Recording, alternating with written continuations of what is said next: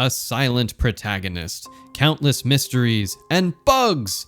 Lots and lots of bugs. Hello and welcome to The Den.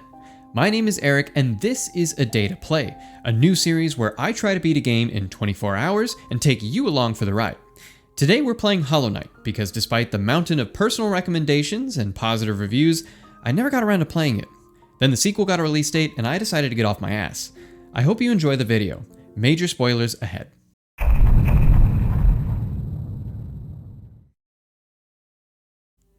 We'll start our file and keep track of time spent using the timer in the bottom left of the screen. We're greeted with the first glimpse of our protagonist, the Knight. They wander down a lamplit path and gaze at a settlement in the distance before jumping eagerly down a massive pit to do their best superhero landing. It's in this pit that I get acquainted with the controls and do the tutorial. Control stick or the D-pad to move, A to jump, X to slash in the direction you're facing. Quite simple to start really. Slashing downwards mid-air will not only function as an attack, but allow you to effectively leap off the target of your attack.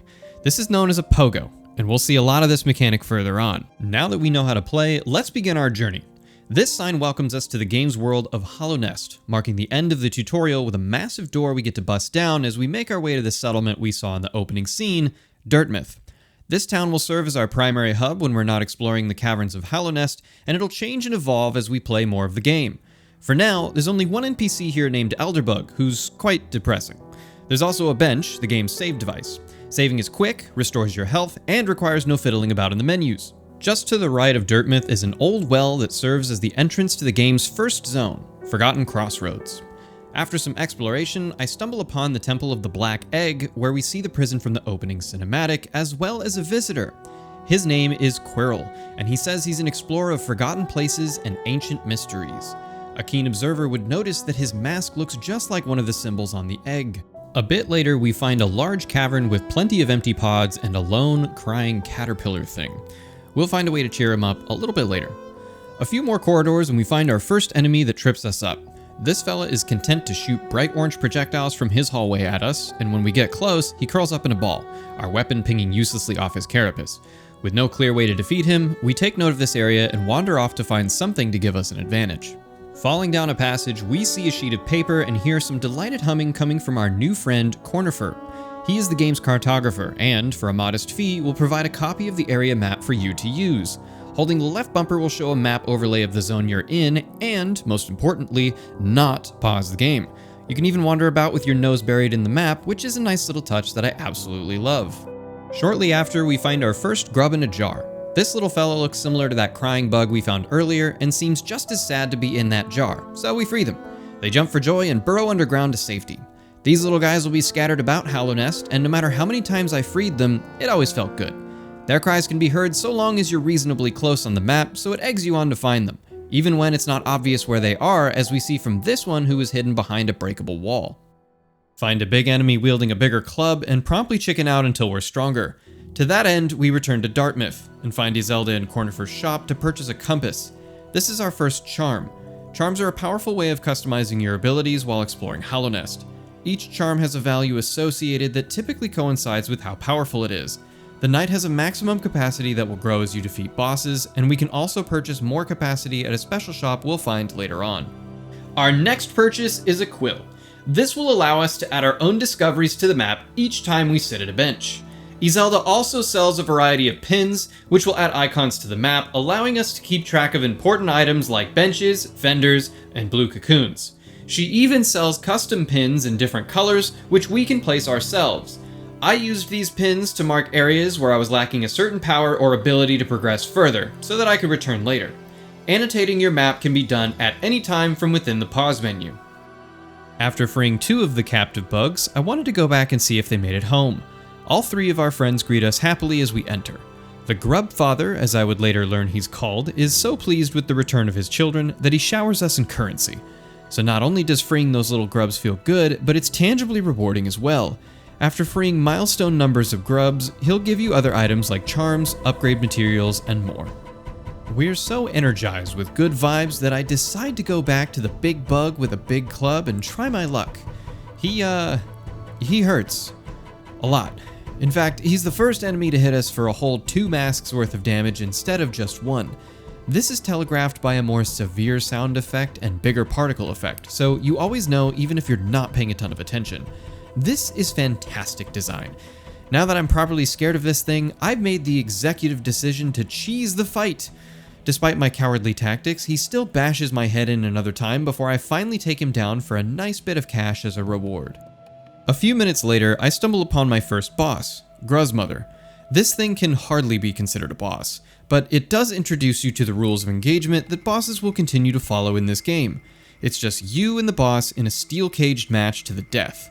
Oh, and to expect the unexpected, as we see its corpse explode with many other little bugs to my absolute disgust and horror. That boss was whack.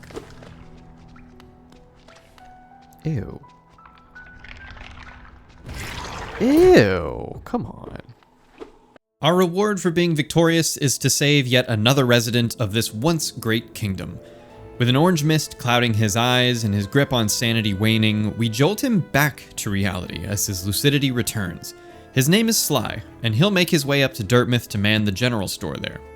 As we near the end of our first hour of play, we hear another grub sobbing quietly in their jar. Determined to rescue them, we learn that we can pogo off the spikes as well. This high-risk, high-reward scenario is a perfect encapsulation of what makes this game so fun to play. Knowing the spikes damage you, reset your position, and provide no soul from striking them adds a good deal of pressure to an otherwise mundane task of collecting one of the many grubs in this game. The satisfaction you feel after pulling this off is bliss, and it only gets better from here.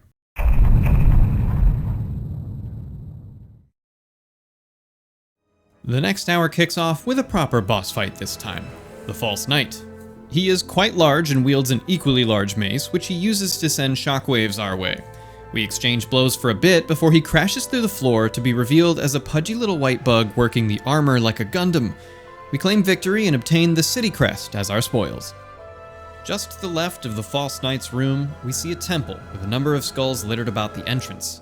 We enter and meet the Snail Shaman, who offers us a new ability, Vengeful Spirit. This is a forward blast of soul and our first ranged attack. Our little body can't take all the power at once, and we pass out. When we wake, we find ourselves on the other side of a gate, as the shaman asks us for a favor. Take care of a horrid great beast within the temple. Without any other choice, we seek the beast out and slay it using our new power. The beast is the same looking creature we encountered earlier who curled up at our advances, only this time we have an answer to that. Shooting a couple blasts his way, recharging our soul on the roly-poly bugs if needed, he's quickly defeated. We receive a new charm, Soul Catcher, for our troubles. Using our reward money, we purchase a few things at Sly's shop, including a new charm that acts as a resource vacuum. Quite handy so that we don't have to manually pick everything up or lose things to hazards. At Izelda's shop, we purchase a cocoon pin to mark those temporary mass locations before heading back down into the Forgotten Crossroads. Heading straight for that big bug blocking the hallway, we use our new Vengeful Spirit ability to dispose of him and proceed to our first new zone, Green Path. Green Path is a lush zone filled with foliage and acid water that will damage and reset you, kinda like a spike trap would. As we explore, we find a mysterious being that quickly retreats down a path we're unable to follow quite yet, so we head out in search of a way to cross this gap. Wandering about some more, we find the telltale scattered pages and humming of Cornifer the Cartographer once again. We purchase his Green Path map to help guide our journey and press on. We then find ourselves speaking with a shrouded creature known as the Hunter, who gives us a journal and asks us to defeat and catalog the creatures we encounter on our journey. Except for the grubs, we can save those guys. We appear to be on the right path as our mysterious friend pops out once more and leads us further down the road. After a bit of wandering, we discover a toll machine that finally names the mystery currency for us as Geo. After a modest fee of 50 Geo, we can now access a new bench before heading back to town to purchase that red custom mark from Izelda and a mask shard from Sly. These mask shards function just the same as a heart container from Legend of Zelda. 4 shards, and you get a new mask.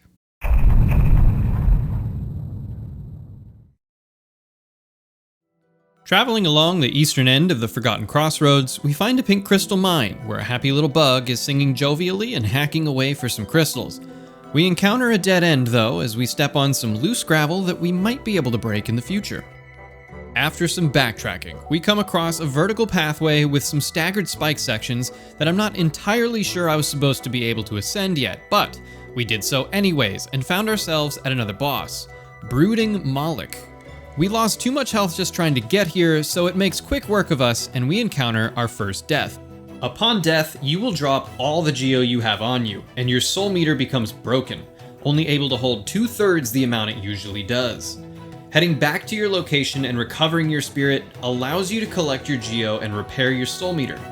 Not willing to come quietly though, your soul will put up a fight, and this nearly did me in as we recover our possessions with one measly mask remaining. I'll bet you can tell what comes next. I die. Again. We recover our stuff once more, and this time I make my escape back to Greenpath. Itching to track down that mystery creature once more, I just end up stumbling upon another zone called Fog Canyon. Knowing this couldn't be where our quarry is, I double back. Not finding much else, I come across a big flying bug thing that won't attack you. He isn't worth much geo, but it's here that I try to experiment with the Hunter's Journal to see what, if anything, I could get for filling out an entry completely. The answer? Nothing. Well, sort of. You have to fully complete every entry in the Hunter's Journal to get a reward, and there's no way we're doing all that in 24 hours, so this was a bit of a failed experiment. After a lot of wandering about, we find another boss encounter, though it wouldn't be fair to call this a proper boss fight as he doesn't get a name, so I'm going to call him Feather Knight as a nod to his floofy antenna. He'll block your frontal attacks with his shield and punish you with a quick slash if you don't get out of the way. We cross swords for a bit before finally emerging the victor.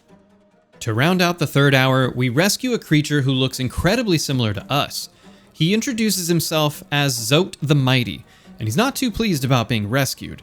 It seems he has illusions of grandeur about how good he is at this night business, and he threatens us if we intervene again. On our way out of this zone, we encounter not one, but two Feather Knights at the same time. Emboldened by our previous run-in with them, we stand our ground and emerge victorious once again.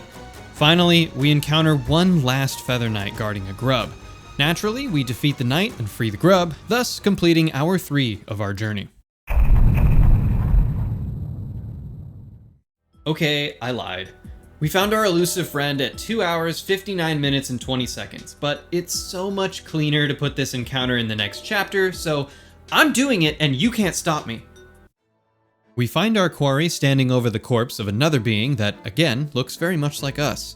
After some threatening and vague dialogue, the fight begins, and we find out she's called Hornet. She fights fiercely with her needle and thread, and after some spirited fighting, we finally best her before she escapes into the distance like Spider-Man. We loot the corpse of our fallen brethren to obtain the Mothwing Cloak. This is your textbook lateral dash move, but it can also be used mid-air, which opens up quite a few pathways that we've since been locked out of. Before we're allowed to leave this area, we get a few cryptic messages about breaking seals before 3 spirit-like beings materialize overhead, bearing the same masks and seals on the Black Egg prison. They render us unconscious and are gone before we come to. After some exploring and thoroughly enjoying our new dash ability, we come across another toll machine asking for geo. This time, the machine bears the symbol of a stag. Flush with cash and curious, we pay the fee. The gate unlocks and the machine is replaced by a bell, which, if rang, will summon a creature known as the Last Stag. This is the fast travel mechanism of Hollow Knight, and this fellow will be carting you around to various points of interest throughout Hallownest. Fast travel unlocked, we hitch a ride back to Dirtmouth, which unlocks yet another door in the Barren Settlement. Elderbug is overjoyed at the increased activity in this sleepy little town, and we purchase the simple key from Sly's shop, intent to unlock that door just east of town. On our way out of town, we encounter Zote, who's quick to boast about his greatness and downplay the dangers we face down below. Whatever, Zote. You're welcome. Unlocking the door, we're greeted by Confessor Gigi, who tells us that he can be of some help to us, but he doesn't exactly say what service he's willing to offer. He just says some stuff about being able to help us with regrets and sends us on our way. I literally did not know what this guy did until after the 24-hour challenge when I looked it up. It turns out he's the NPC that helps you get your geo and soul back if you end up dying in a bad location where it's difficult to collect your stuff. I stubbornly retrieved my soul each and every time I died. If you do need him, he takes these rancid eggs as payment, which I end up with a lot of and positively befuddled at their purpose for the entire game. Using our new dash ability, we cross a gap and locate a treasure chest, which gives us only 1 Geo as a reward. Confused, I decide to check inside, and surprise, it's a trap! 2 of these armadillo blasty boys are boxing me in, and I get absolutely wrecked in no time flat. So, we engage in the time-honored tradition of the corpse run, and we leg it back to our soul where we scoop up our possessions and tuck in for round 2 against the blasty boys. Despite a close call, we come out on top during round just kidding, I died again. This was the first time I got pretty tilted out with this game. God, you son of a... Egale. I think it's because I knew how basic these enemies were, and that I could easily defeat them if I just didn't panic. Finally, round 3 was a success. Despite the one I had already killed previously not respawning, I still got hit 3 times, which is just a poor showing on my part. We get a new charm, the Balder Shell, for our troubles. This charm grants a shield while we're healing to negate any damage we take during the healing process, but the heal is still cancelled. After some more exploration, we yet again wander back into Fog Canyon, but this time we do a bit of recon. We hear the humming of Cornifer in the first room we check, so we try to locate him and buy his map, only to find a shadowy wall that I wasn't able to pass no matter what I did. We'll come back later. We come upon Queen's Station and meet our friend Quirrell once more, as he appreciates the Grand Stag Station this once was. Unlocking the station of this map requires a modest fee which we happily pay, adding yet another stop to our list. Enjoy a quick ride back to Dartmouth and check in with Iselda's shop to see that she now sells pins to keep track of the stag stations in the game. Convenient. We dive back in at our new stag station and explore a bit before we find a new NPC for our journey, Millabelle. She will act as your banker, which will keep your Geo safe during your journey so as not to be lost on death. She can hold up to 4,500, which is nothing to sneeze at. We'll hit that cap later, but for now, we're pretty poor. So we deposit most of our cash in the bank to keep it safe before setting off on our quest once more.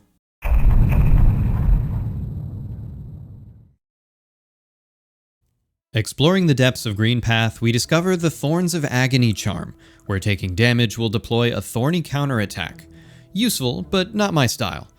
More wandering brings us to a new passageway, bridging 2 sections of Greenpath that were otherwise separated.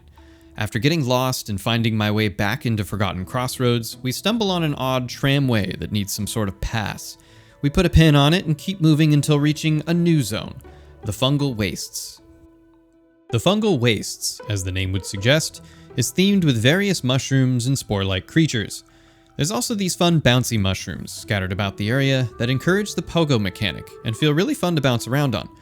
Exploring the zone without a map for a bit, we meet a new NPC and soon-to-be best friend, Legeater. Legeater sells you some of the most unique and powerful charms in the game. These charms, when equipped, are quite costly in terms of notches, but provide the most tangible benefits such as increasing your health, damage, or how much Geo is dropped from enemies. The catch is that if you die with one of these charms equipped, they break. While they can be repaired, they do require you to make a trip back to Legeater and pay him a small sum of Geo to repair. The cost isn't the problem here, but rather the trip. You see, Legeater isn't in a convenient location next to a stag station. In fact, he's located in a bit of a dead zone that's rather inconvenient to travel to. Despite the annoyance, I actually think this is a good example of game design. Powerful charms and a high-value NPC being balanced out by placing them in a poor location. These charms can also be upgraded in the free DLC they released, which I'll mention when we get there, but for now, it's time for a mini-boss. This fight is 2 large mushrooms that will either shoot semi-persistent orange goo blobs at you, or bash their head against the ground, like one of my favorite Slack reactions. While they didn't put up too much of a fight, they do drop something quite valuable, a new charm notch, thus increasing the amount of powerful charms we are able to equip at once. Completing the multi-mushroom melee grants us access to a new passageway, where we die to these really annoying explosive spore-shooting wall fungi. These are in the club of mobs that can do more than 1 damage to you in a single hit, so I feel a little less bad about it. We fetch our stuff and go looking for Cornifer to grab the area map and continue on to the next stop on our journey, Mantis Village. Within the walls of Mantis Village, we find our next ability, the Mantis Claw. This upgrade gives the Knight the Mega Man wall jump ability, which both feels familiar and at home in Hallownest. We explore with our newfound abilities and come across the Dash Master charm. This charm lets you dash more often as well as directly downwards. I never personally used it, but it seemed pretty good to me.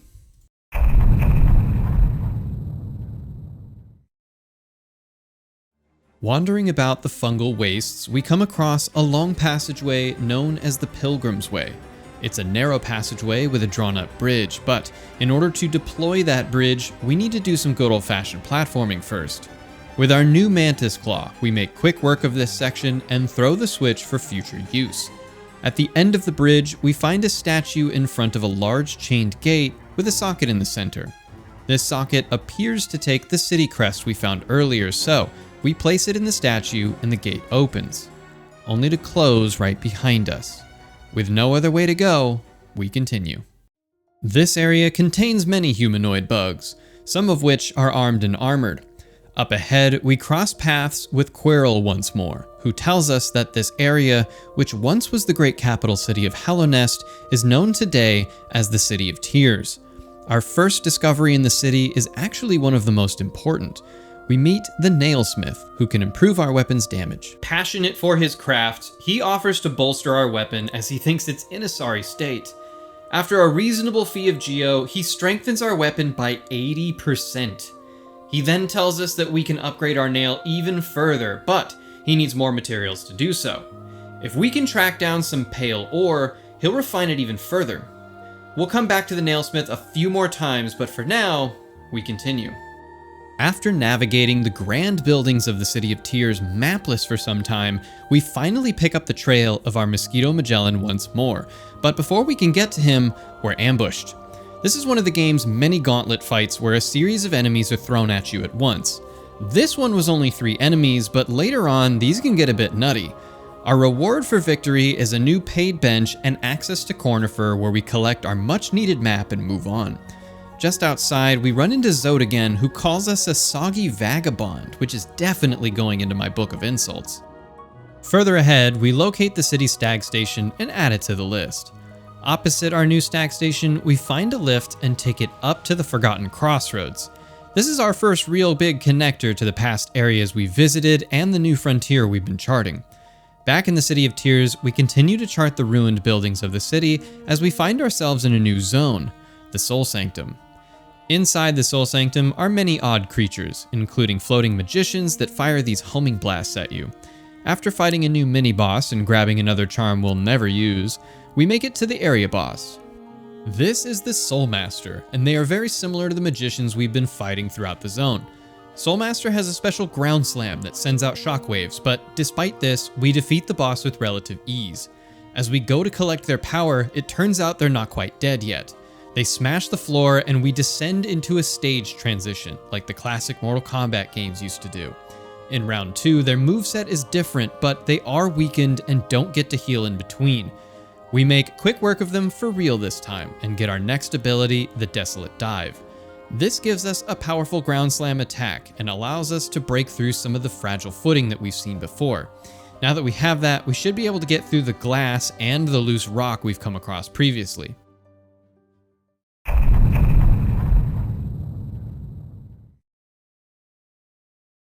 Using our new power, we drop down into a large crypt with countless bodies stacked in the background. Largemouth spirits swarm as we search for a way out. The whole thing is quite disturbing, but not as disturbing as things to come. Satisfied we've searched through most of the Soul Sanctum area, we make our way down. Exiting Soul Sanctum, we run into a new vendor named Lem. Lem will purchase any collectibles we've gathered for a decent price depending on what we found. Consider these small, medium, and large variants for ease of discussion. We sell a few mediums and bid farewell.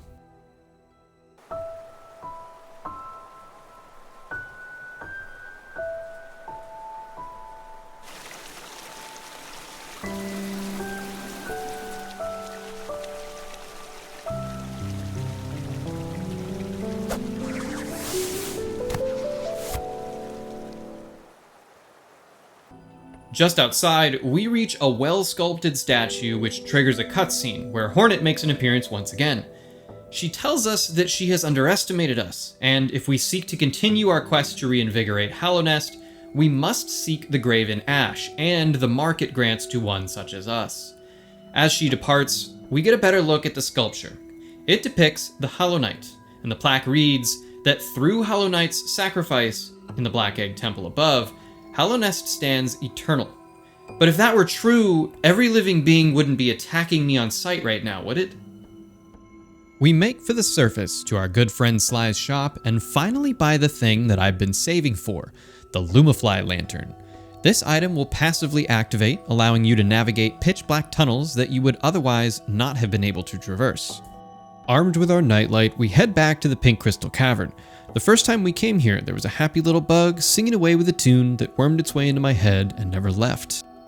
That same bug is now crying and troubled.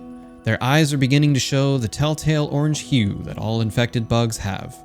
This bit of world building, demonstrating the progression of this mysterious disease ravaging Hallownest, is fantastic, because it's happening to you.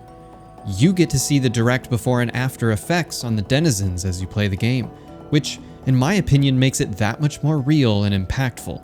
As tragic as this situation is, I can't figure out a way to help them out, so we move on in search of a solution. Now that we have the Desolate Dive, we're able to break into our next new zone, Crystal Peak. We quickly find a toll shortcut back to the Forgotten Crossroads that requires the use of our new lantern, so getting back here will be a breeze. As we explore the dark depths of the Crystal Peak, we encounter a new platform type that will flip over to a bunch of spikes after we touch it, demanding even tighter platforming from us as we progress through the game.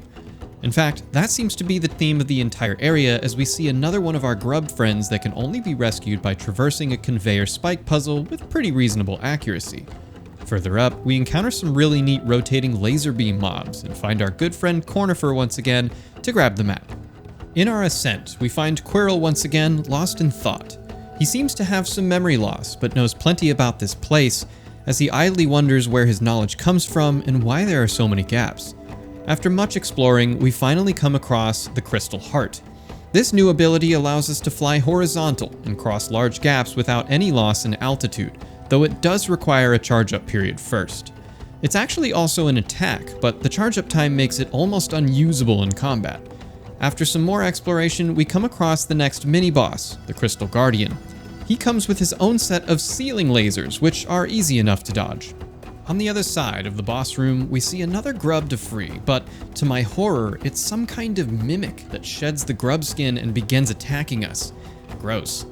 Thankfully, the real grub was hiding behind the false wall, and we rescued them. Right outside, we unlock an elevator that takes us straight from Crystal Peaks to Dirtmouth. Very convenient. Back inside the peaks, we discover an area using our new Crystal Heart that reveals a challenge zone called the Crystallized Mound. This discovery neatly brings us to the end of Hour 7.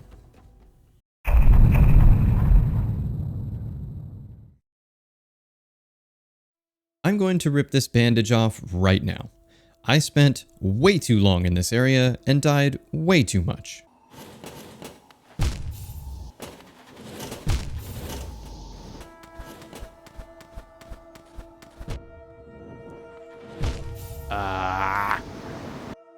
After collecting my corpse for a fourth time, I finally found the right pathway and collected the Descending Dark ability.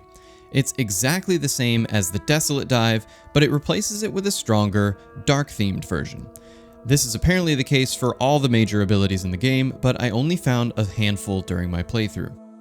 Dropping down a really large pit into another crypt of some sort, we see numerous headstones and another tram station, which we don't quite have the means to activate yet. Heading back the other way, we find an incredibly helpful monument to the Dreamers. This gives us names and locations of the 3 masked symbols present on the outside of the Black Egg. Monomon the Teacher in Fog Canyon, Lurien the Watcher in City of Tears, and Hera the Beast in Deep Nest. The Dreamers then make an appearance and decide what to do with me. While it's never directly asked of us, our assumed purpose is to free the Hollow Knight who is attempting to keep the corruption at bay, but failing. These 3 Dreamers are somehow connected to the Hollow Knight's prison, perhaps tasked with keeping them and the corruption locked away forever.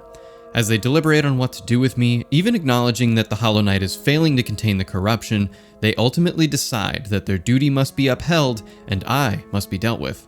With a large flash of white, we're whisked away to a new world entirely. A mysterious moth creature appears in this new world and creates platforms for us to follow. It then asks if we want to fight back or give up. Clearly, we opt to fight back and take a new piece of equipment, the Dream Nail.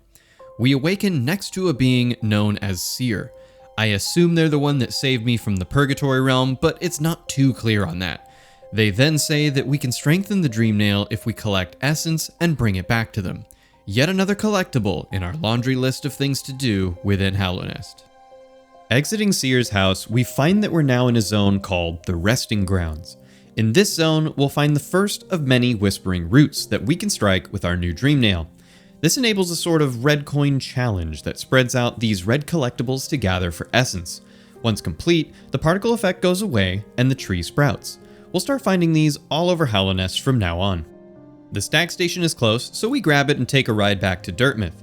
While we're there, we grab the map for the Resting Grounds and get the pin additions for the Whispering Roots and Warrior's Graves. We'll see what Warrior's Graves do a bit later on. It's been a while since we've visited the Grubfather, and we've rescued quite a bit of grubs since then, so we pay him a visit. He showers us with Geo, a Mass Shard, a new charm called Grub Song, and a Rancid Egg. After collecting our reward, we decide to set our sights on the first, closest streamer of the bunch, Monomon the Teacher in Fog Canyon. Unfortunately, without the map, our search doesn't go so well. We run into multiple dead ends, including one of those pitch black walls we saw earlier keeping us from Cornifer. What we do find is a place called the Overground Mound that gives us a new ability called Howling Wraiths. It's an upward blast of soul that will be really useful when we get swarmed by large groups of flying creatures. I spent quite a bit of time wandering around aimlessly before heading back to Legeater to buy one of his special charms, the Fragile Heart. This thing adds 2 whole masks to your health bar, and they're not temporary either. I would go on to use this for a majority of the game because I cannot stand corpse runs. We follow one of our new pins to a warrior's grave. These are optional bosses that reward lots of essence, which we can use to power up our Dream Nail. This grave belongs to Elder Hu. This boss was more challenging than anything I had fought previously and ended up being quite the damage sponge. After an intense battle, we finally emerge the victor and collect our reward of 100 essence to finish out Hour 8.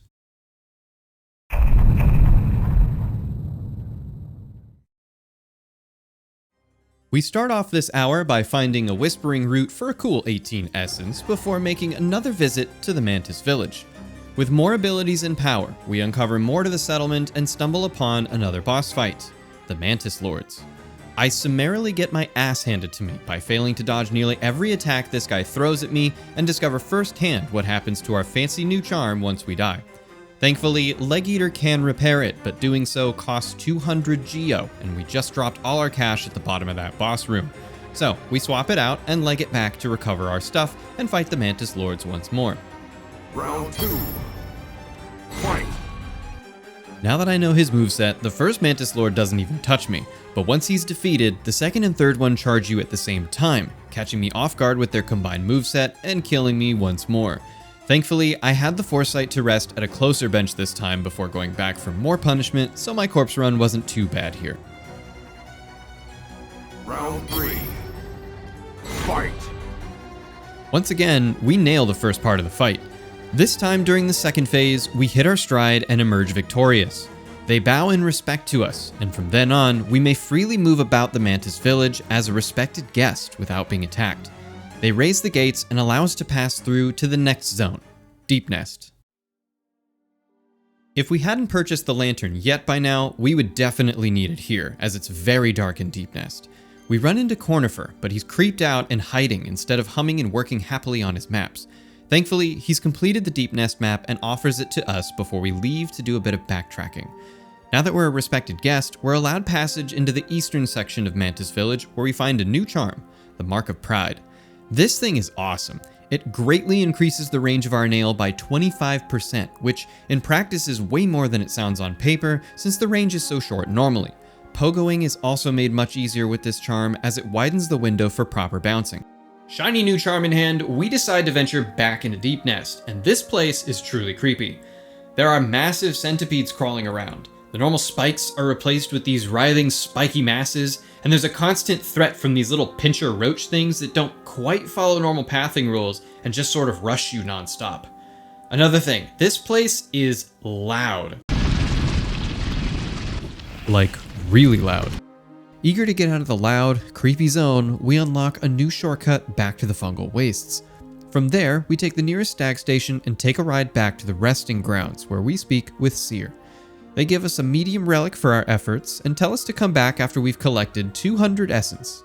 After a short stag ride, we head back to Queen Station and pay a visit to Millabelle once more, depositing most of our wealth for safekeeping. Jumping on the last stag once more, we head back to the resting grounds and do a bit of exploring. We find another warrior's grave, this one belonging to Zero. This fight is a cakewalk compared to the last fight. Zero sends floating blades at you in increasing number, but doesn't really do much else, and we make quick work of them before claiming our reward of yet another 100 essence.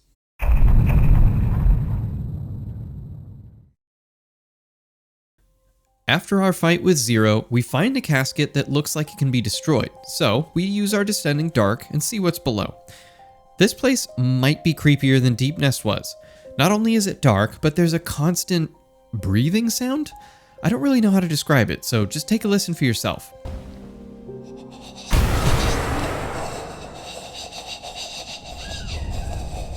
Ew, this I don't like at all.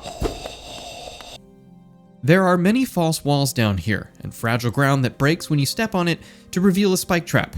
As treacherous as this place is, we press on and rescue another grub and find a new charm called Soul Eater. Very useful, but it's quite expensive at 4 notches. That's my entire budget right now, so this won't be used for the foreseeable future. Another breakable wall reveals a passageway outside to a solitary building and bench where we find the Grey Mourner. She asks us to take a flower all the way to the west side of the map, but there's a catch. The flower is very fragile, so we can't get hit even once or take any fast travel systems. Otherwise, the flower will be destroyed. I took the first flower out of curiosity, but it was quickly destroyed and I didn't bother actually attempting this a second time. We return to Seer and request our reward for finding 200 essence. Our prize is opening the door across the hall, where we can visit spirits and collect some more essence from Whispering Roots. This whole area is actually a section to honor certain Kickstarter backers. There's a particular NPC that greets you as you enter to tell you that every spirit in this glade is under their protection. If you try to attack them, she'll come at you, and I can confirm she will wreck your day if you attempt to attack any of the spirits in the glade. This was a cool little nod to the angel investors of this project, and probably one of the most successful Kickstarter-backed video games ever released. Despite drumming up only about 57,000 Australian dollars, their success came from the game being just that good, and players spreading the word about this passion project at a ridiculously low price point of $15 back in 2017. To date, they've sold over 15 million copies, which would suggest about $225 million in revenue before marketplaces take their cut. Still, an outrageous amount of cash considering the incredibly small amount of money that they drummed up from Kickstarter. After looking around that room for a bit, we're back in the creepy dark underground, where we expose another passageway to a new lift. This one leads us to an undiscovered northeastern section of the City of Tears. We move through a building with aristocratic bugs and find ourselves locked into battle with numerous fancy fighters and their bodyguards. We're quickly overwhelmed and die. We head back for some more punishment and of course die again. This time, we try to deal with as many of the combatants as possible before we're locked into the gauntlet. This strategy proves successful, and we finally emerge victorious to get our reward. Our third and final soul shard. This creates a spillover orb to the left of our main soul orb and provides an additional third capacity. We press on and continue through to a new area called King's Station on the far east side of the City of Tears. As the name would suggest, there is another stag station here, so we pay the fee and unlock King's Station for later travel. After some more exploration and hidden pathways, we come across a new zone called Kingdom's Edge. Luckily, Cornifer isn't far off the room we discover, and we pick up the map here in record time. With more to discover in King's Station, we double back. A few large knights block the entrance to the main area, so we do our best to deal with them and ignore the ones we're able to. We find another aristocratic-looking family huddled up in a room, and we callously murder them for their coin. It feels awful, if I'm being honest, but the hidden room in the back with the large golden bug made it worth it. Slaying it netted us about 400 geo, so my conscience is clean. Wandering down a hallway we haven't experienced before, we find a large pit with flying knights and what seems to be construction scaffolding going all the way down. Oh, and spikes! Can't forget the spikes! It appears this area once served as a lift shaft, as the crushed lift cage with no chain is lying in disrepair at the bottom. Just to the right, we discover another whispering route, so now we get to ascend the hole we just fell down, only this time gathering the red bits for essence. There are a few fun areas here that force me to try things I normally wouldn't, like this spike ascension. So that takes us to a little over 300 essence and another creepy hallway to explore.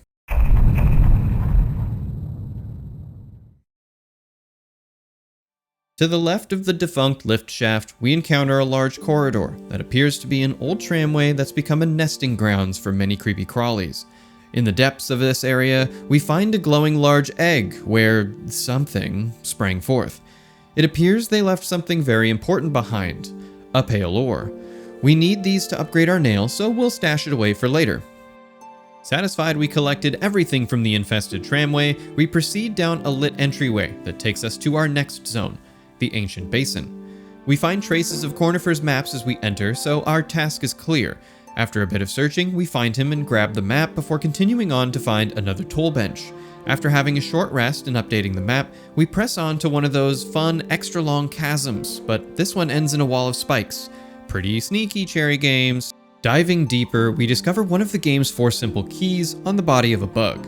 This one seems to be eaten by one of the large mod spitter things that are scattered throughout the Ancient Basin. We arrive at a room with one of the beings that looks like us and examine it further.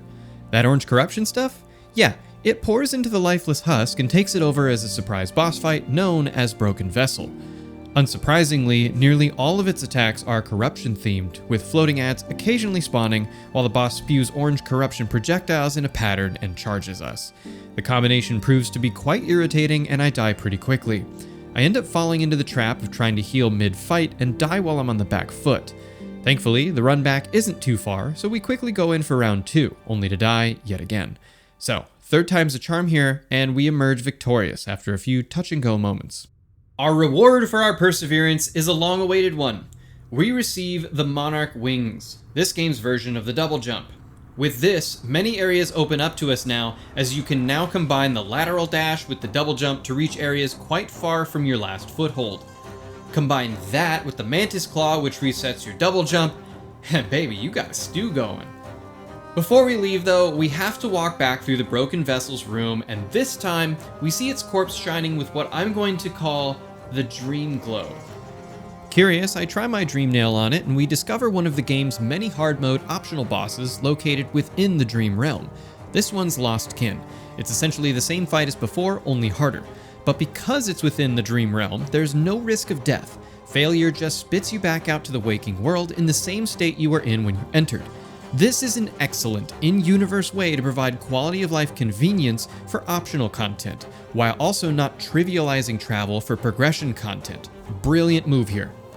At this point, I'm painfully aware I've not addressed any of the game's 3 primary goals leading up to the final boss. So we ignore the Lost Kin fight for now and press on. After a while, we arrive at a large door bearing a strange symbol, accompanied by yet another cryptic sign talking about perfect beings and this area being locked away. Unable to progress, I jettison it from my brain and turn around and find something else to pursue. Not making a note of this area and the lack of any visual landmark being present on the map for this place ends up wasting me a ton of time in the future. With nowhere better to go, we explore the palace grounds. Crossing a once great and majestic bridge, we arrive at a corpse donning a regal set of armor. Marked by the Dream Glow, we give it a shot, but there seems to be a barrier protecting this particular corpse from our usual method of entry. Nearby, we discover a stag station called the Hidden Station, and unlocking this place has jogged the last stag's memory enough to recall a nest for his kind that once existed. If enough stagways are unlocked, he may remember the location of this nest. Using our new stag station, we take a quick trip back to Seer to collect our reward for obtaining 300 essence, and we get our second pale ore. They tell us to return after collecting 500 this time. Now that we have 2 pale ores and a pocket full of geo, we're off to temper our weapon further. Or at least that's how our journey started. On the way, we stumble upon yet another of the simple keys. If you're keeping count at home, that's 3 of 4. Easily distracted, we die to one of these big beefy boys, and during our run back, we use one of our new keys to unlock something called the Pleasure House. I'm sorry? I promise, it's not like that. It appears it's just a spa with a concert hall and an opera singer named Marissa. Her spirit haunts this place, as her eerie tones fill the halls. After a quick soak and a broken wall to reveal a backdoor in, we leave mildly disappointed and ultimately distracted from our goal of tempering our nail. Finding ourselves in the neighborhood of Leg Eater, we patch up our fragile heart and get back out there.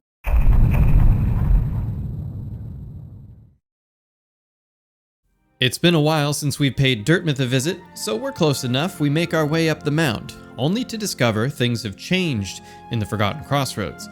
This area is now labeled the Infected Crossroads, as those signature orange pustules now encompass the entire area. The residents are overwhelmed with the infection and are more threatening and have different movesets. Oh, and some things explode now when you kill them, so that's fun. Up ahead, we discover our usual route is blocked by the corruption, so we'll have to find a different path to the surface. Undeterred, we press on through a detour and find ourselves at the Stag Station, which I could swear we've unlocked before, but it's gonna make us unlock it again. After a nearly 40-minute detour, we finally arrive at our original destination of the Nailsmith. For 1 of the ore and 800 geo, he tempers our nail further. He then says he can take it another step if we return with 2 ore. Having only the 1 left over, we file that away for later and set off on our next goal. Earlier on, when passing through this area, we noticed a lower passageway gated behind a simple key. With 1 left in our possession, we unlock our next zone, the Royal Waterways. This was towards the end of a monster 4-hour play session, and I was getting tired, so we'll come back here a little bit later. The next day of exploring started with discovering one of the game's few tranquil spots, Blue Lake. There's not a whole lot here except a long swim and a back passageway to Charmlover Salubra's shop. She sells an array of charms, but more importantly, she also sells additional charm notches depending on how many total charms you unlocked. We cop 2 extra charm notches from Salubra, as well as a new charm called Lifeblood Heart. This is like a more tame version of the Fragile Heart we got from Leg Eater, except each time you rest at a bench, you get 2 blue temporary masks. We also acquire the Long Nail Charm, which does what you think it does, and it can stack with the Mark of Pride we got earlier from the Mantis Lords, but it is the lesser of the 2. Next we find one of these pulsing egg thingies and get another rancid egg. Man, what do these rancid eggs do? I'm kind of annoyed that I have so many. Refreshed and ready to explore, we take the plunge into the Royal Waterways for real this time. We meet Took, the helpful scavenger. They offer to share their food with me for 97 geo. It's most of our cash at the moment, but we've got some valuable collectibles still, so I figure why not. That's when he spits out another damned egg. I don't get it. I don't know why I do this to myself. I knew it was gonna be another stupid egg. No matter, we continue. We found a sideways bench that's mildly interesting, and we continue on our quest for Cornifer, as I am extremely dependent on the map at this point. We find signs of him just around the bend, but not before we come across this gross little spaz. Not sure what you do, but oh, you just kind of do that. Oh, you have. Whoa! Ew! Super gross. It's about here that I realized that Christopher Larkin is solely credited with sound and music. So all these nasty, gasping, sucking, and screeching noises are probably just him in a booth somewhere losing his mind. Well, you've succeeded in creating the atmosphere, Chris, I'll give you that. Still, get help. After finding yet another egg, we finally locate Cornifer and purchase our magnificent map before discovering a shortcut back to where we obtained the Dashmaster charm. We must have been in a hurry before because we missed a discovery here off to the left. After navigating some clearly dash-focused obstacles, we come across a little round bug whose mind is clouded by the infection. Our presence seems to jostle her back to sanity much like we did with Sly, and she introduces herself as Bretta. Grateful for the rescue, she says she'll meet us back in Dirtmouth.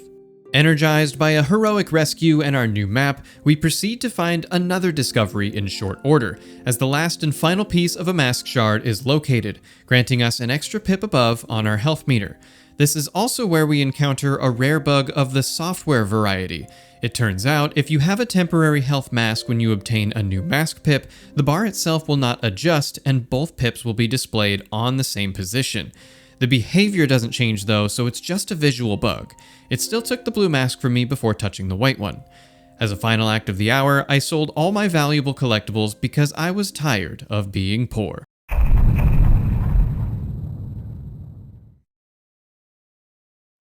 Flush with cash, our first thought is to go buy some more charm notches. Due to the collection requirement, we need at least 2 more charms. So we purchase Steady Body and the Shaman Stone, allowing us access to the next charm notch, giving us a total of 7 to work with. We also need 7 more charms to get her last notch, so we buy out the last charm in her stock, leaving 6 more to collect. Heading back to Leg Eater, we buy his remaining 2 fragile charms, leaving 4 more for her final notch. Since we're in the area, we also pay Millabelle the Banker another visit and squirrel away a majority of our wealth for safekeeping, nearly capping her capacity at 4,000 geo deposited. After some wandering about in fungal wastes, we come back to the Moss Prophet's sanctuary to see if anything has changed. Unfortunately, it has. The Prophet and his audience have all succumbed to the infection completely. They aren't even able to speak or move about any longer, just writhing masses of corruption signifying the infection's progression throughout Hallownest. Back in the extremely creepy and dark areas of Deep Nest, we discover what looks to be a doppelganger of ours. Not just someone who looks like us, this is us. So we chase them down, seeking answers. Naturally, this turns out to be a mimic creature of some kind named Nosk. One grotesque transformation later, and we've got ourselves a boss fight on our hands. Nosk skitters about quickly around the ground and also releases orange blobs of corruption that linger a bit before disappearing. Occasionally, they'll ascend onto the roof and scatter some blobs down below wherever your position is. As with most of these fights, I die the first go around, but now that I have the measure of their abilities, I defeat them the second try. It explodes, leaving behind a carbon copy of my head, which is just a little bit creepy, but we get a pale ore for our reward, so I'll allow it. Further into Deep Nest, we encounter another warrior spirit named Galian, but without a bench nearby, we chicken out. Moving on, we come across an area called the Failed Tramway, which is right next to a bench, so we have a sit and update our map. Motivated to color in the bits we haven't explored yet, we pick a direction and have at it. As we enter this area, we hear some familiar grousing. It's Zote, and won't you believe it, he's stuck. Again. So us being the stand-up knight we are, we set off to rescue him despite his ungrateful nature. After we get him down, he complains we almost struck him as we released him from his bonds, so we move on with our lives and ignore the old coot once more.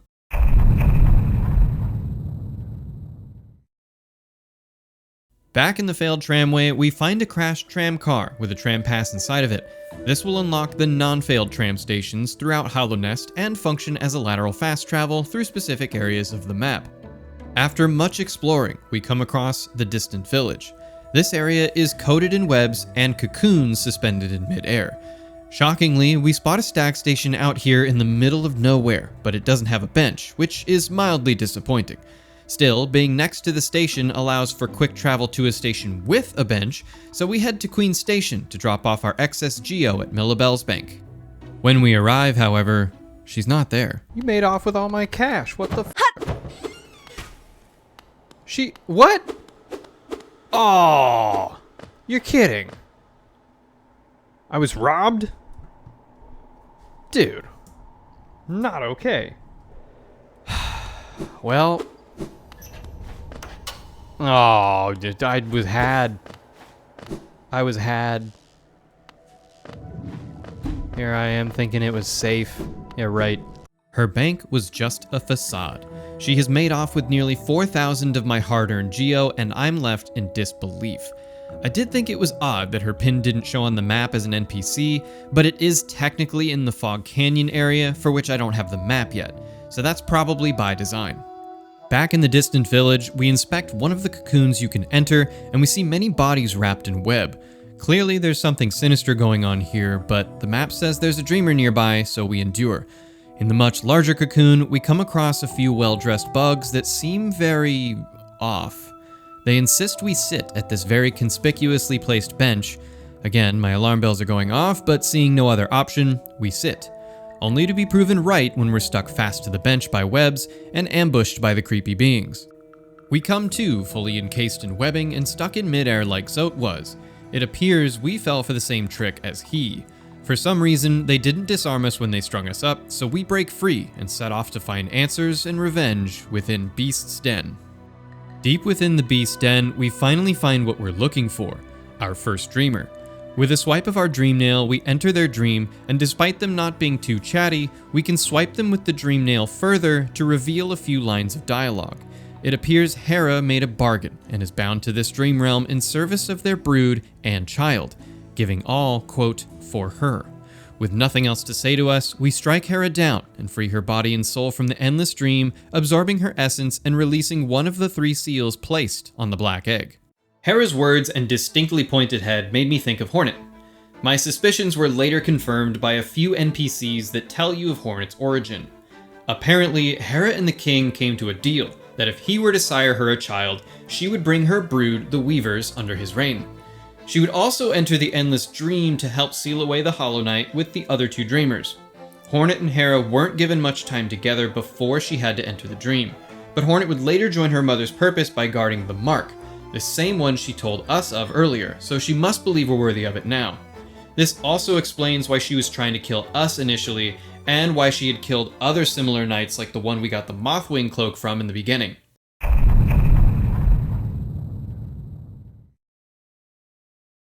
With 2 pale ores and some extra geo, we make our way back to the Nailsmith for another upgrade.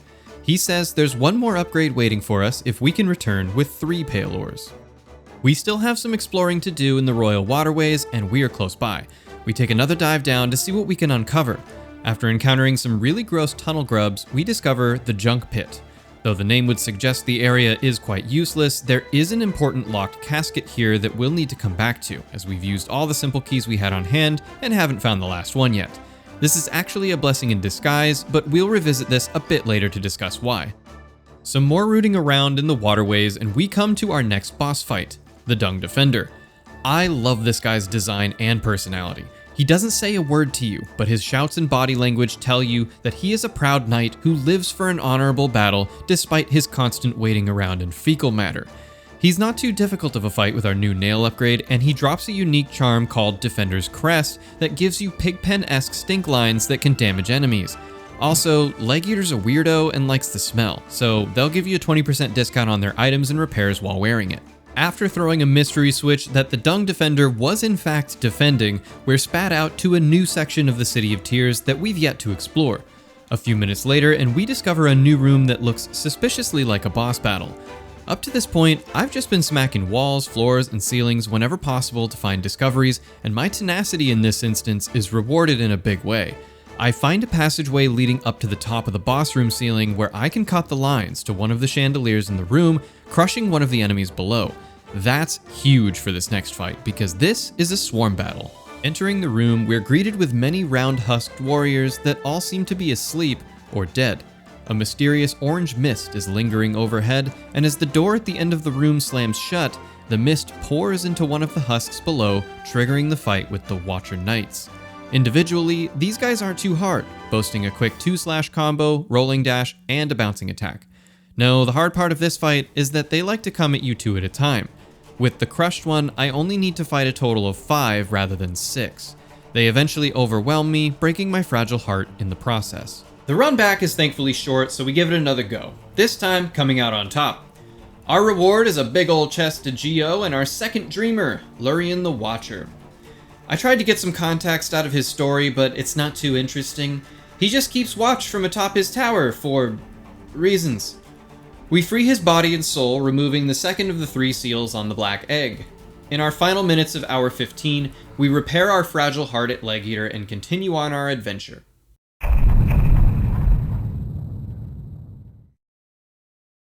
It's been a while since we've gone back to the Grubfather, so we pay him and his squishy family a visit, and my goodness, look at them all! The visual representation of how many you've rescued is very rewarding to see in itself. On top of the pile of geo he gives us, he also gives us a valuable collectible as well. We set off in search of the mystery power to pass the black walls we've run into a few times now. In that search, we encounter a new zone, Howling Cliffs. As we're doing a whispering route, we run into Cornifer, who sells us the area map but is quite upfront with how small the map is. It looks like we'll have to fill in a lot of this ourselves. Our wandering takes us to Mato, a nail master. He teaches us the Cyclone Slash, a charged lateral area attack that strikes multiple enemies both in front of and behind us. It's indeed useful, but not used nearly as much as something like Samus's Charge Shot. Just outside Mato's dojo, we find another warrior's grave, this one belonging to Gorb. So we challenge him. Gorb is quite easy and only really has the one attack. We make quick work of Gorb and collect a cool 100 essence for our troubles, bringing us past the 500 milestone Seer wanted us to collect. We make a quick pit stop by Dirtmouth and see a new building opened. This one belongs to Bretta. She has a mass shard on her dresser, a plushie of us, and some fan fiction of where I rescued her with lots of details embellished. Between that and the plushie, I quietly made my exit before things got awkward. Backtracking in the Crystal Peak, we find Sly's storage key. We had been looking for this one for a while now since he's been out of stock for a few in-game hours now, but now that we've obtained it, he'll have some new items on the shelves for us to scoop up with our growing supply of geo. Around the corner, we find another Crystal Guardian, only this one is enraged. His laser beams are all orange, and each one does double damage. I went into this fight a bit overconfident and was shocked at his damage, so I died, shattering my fragile heart again. The run back was more of a corpse walk rather than a corpse run, since there was a bench right before his chambers. We went back in for another go and took him down the second try, obtaining a mass shard for our troubles. Climbing further and further up, we reach an area called Hallownest Crown. There's many glowing signs and archways that lead to a statue with a pale ore at its base. Just 2 more to go before our nail gets its final upgrade. After a bit more exploring, we decide to head back to Dirtmouth for a quick rest and give Sly his key.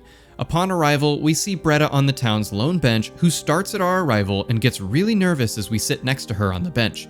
This is objectively adorable, and Bretta has quickly become one of my favorite supporting characters in the game. We hand Sly back his key and explore his new wares. We're flush with cash and itching for that next notch, so we buy both of the charms he has for sale, Sprint Master and Heavy Blow. We also buy the Elegant Key and the last 2 mass shards he has, and I complete a new pip on my health bar. Once again, we bug out the game's display by having temporary health during this. I'm not sure how common this is amongst players, but I found it interesting that I experienced this twice in my playthrough. Since our fragile heart is still broken and we're close by, we pay Legeater a visit to get it patched up before we head back out on our quest for the 3rd and final Dreamer. On our way through Greenpath, we come across another nail master named Sheo. Sheo is peacefully painting away, and in a very nice detail, he's fashioned his easel out of old nails. When you ask to learn his nail art, instead of crossing swords with you as the previous nail master does, he instead dips his brush in the paint and depicts your next nail art on the canvas in front of him. I loved this little detail, and these little touches help to breathe life into these characters. Sheo teaches us the Great Slash, which is your garden variety charge slash with a bit more range added.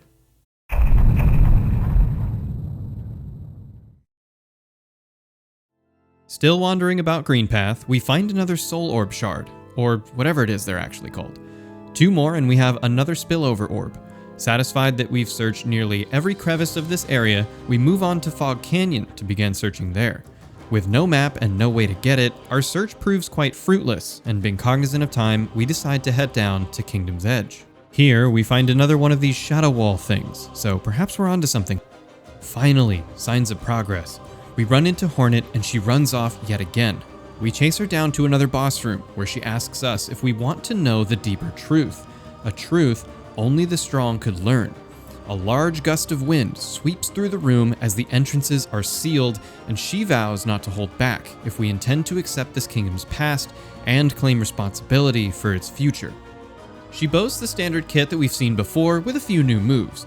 A counterattack, not unlike a Smash Bros counter, and these spiked thread traps that mostly just get in your way.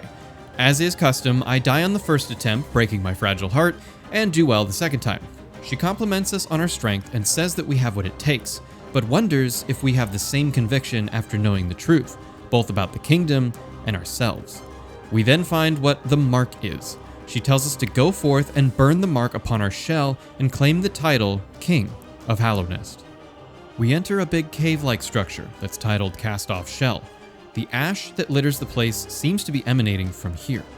We reach the end and become marked by the king's brand, and we're told the kingdom's gates will open. Suddenly, the shell collapses around our ears, and despite our rapid attempt to escape, we get buried in the destruction. Hornet is seen bursting out from the ash and laying us down to rest before doing her Spidey thing. So, you remember in hour 11 when I said that not making a mental note of that large door with the mark on it wastes me a ton of time? Yeah, that begins now. We try this big, stupid locked gate. That's not it. Thinking it might have something to do with the palace grounds, we set out to explore there. So close to where we need to go, but I'm still not remembering the big dumb door. On our way, we get the fragile heart patched up and take advantage of our dung-based discount. Unsure of where to go, we decide to see what this tram pass is all about. So we activate the console, and what do you know? A tram shows up, complete with bench and a small speaker to play the area music as you travel. Again, the small touches of artistry in this game make me grin each and every time. Our first tram ride takes us to an area of the Ancient Basin we've not been to yet. Along the edge of Ancient Basin and Kingdom's Edge sits a massive beehive with these little fellas guarding the exterior. A loud collective humming is heard just beyond, but I can't find a way to get there that doesn't involve taking a swim in acid. Another power I suspect I missed along the way. We discover a back entrance to the Royal Waterways and explore another section we've yet to stumble upon. Meandering about, we find an entrance to a sealed-off room with a mad woman laughing to herself. After listening to some self-satisfied raving, we open her door and find another way into the City of Tears. But first, we decide to pay the Pleasure House another visit, when we run into somebody unexpected. You! Geo. Yeah, uh-huh. Yeah, uh-huh. No. Absolutely not. I'm gonna get every last Geo out of you, you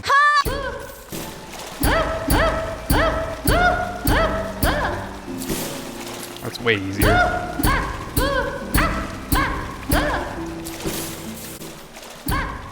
That's everything, huh? Yeah. You're despicable. So we get to take our Geo back with interest. And while it did feel great to find her and get our cash back again, we still have no idea where to go.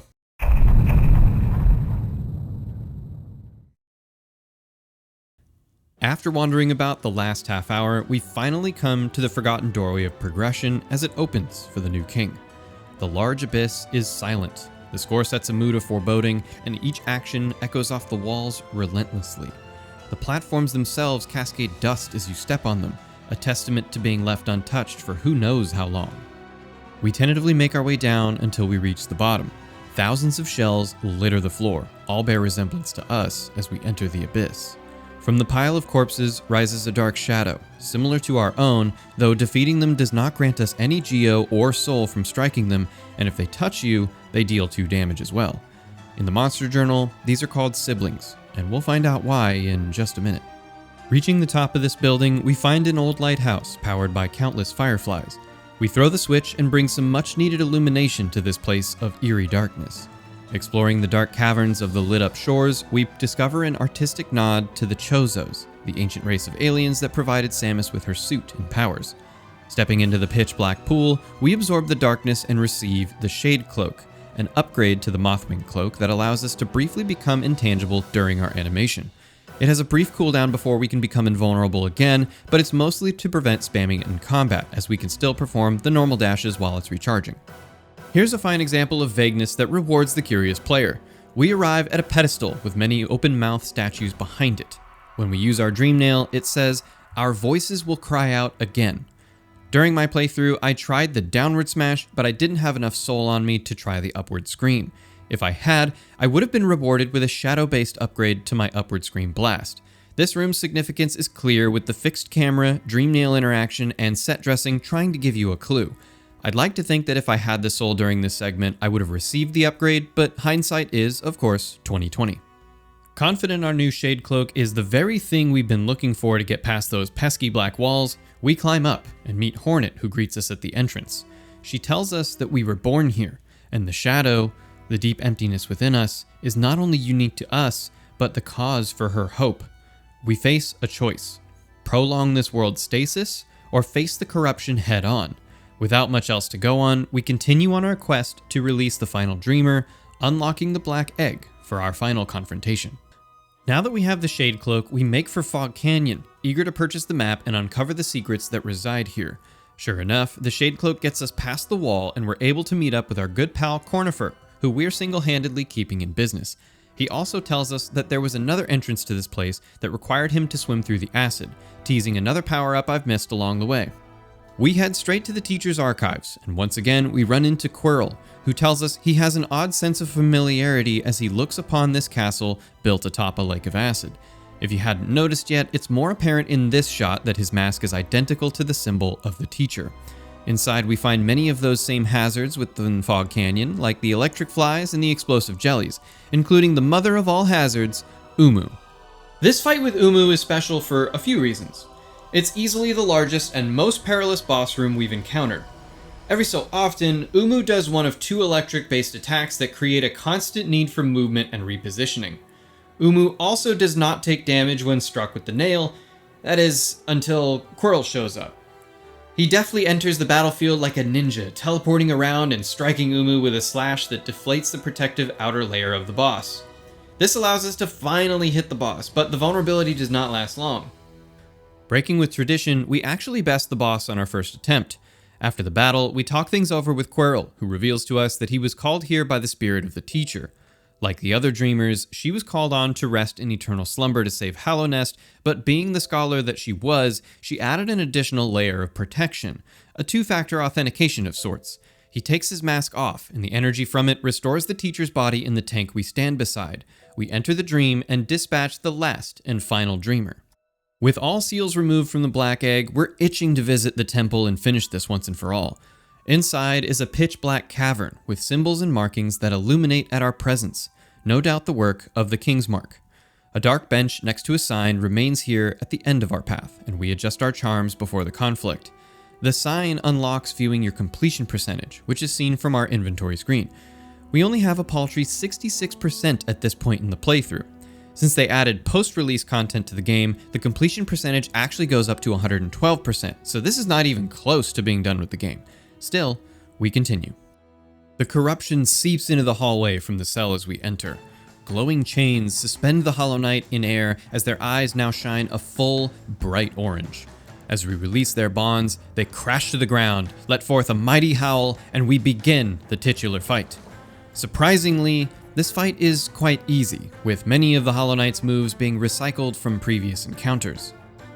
At a certain point in the fight, the Hollow Knight begins stabbing itself violently, almost as if they're awakening just a little bit from the madness and trying to help us. It knows it's being possessed. It's being used. This was supposed to be Hallownest's savior, yet they also fell victim to the corruption, and now they're the source of the plague that besets the entire kingdom. Truly a tale of tragedy. We defeat the Hollow Knight, and as with the Dreamers, we set about absorbing their essence, this time taking the corruption with it. As we do so, everything fades to black. The knight is seen struggling in silence against the corruption contained within as the chains reform themselves around us.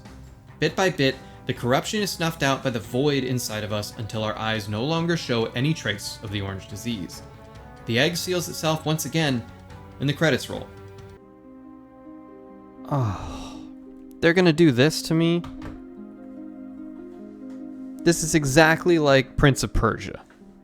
The whole game, you're doing something, and then at the end, you undo that something. Let's talk about Prince of Persia for a bit. Prince of Persia was released in 2008 as a reboot to the series by developer and publisher Ubisoft. You play as a roguish type fella known as Prince, and a chance encounter causes you to run into a princess named Elika. Elika has magic powers, and apparently despite this, needs your help to enter a temple to stop her father from dooming the world. They are not successful, and her father, the king, destroys the literal Tree of Life and casts the world into darkness. The whole plot of the game is you and Elika going around to restore life to the world and defeating the evil being known as Ahriman. In the game's finale, you succeed in restoring life to the world, but at a cost. Elika sacrifices herself to restore the world and seal Ahriman away. As the credits roll, you carry Elika's body to an altar, where you're given a vision of the past. Turns out, the king made a deal with Ahriman to revive Elika after she perished before the events of the game.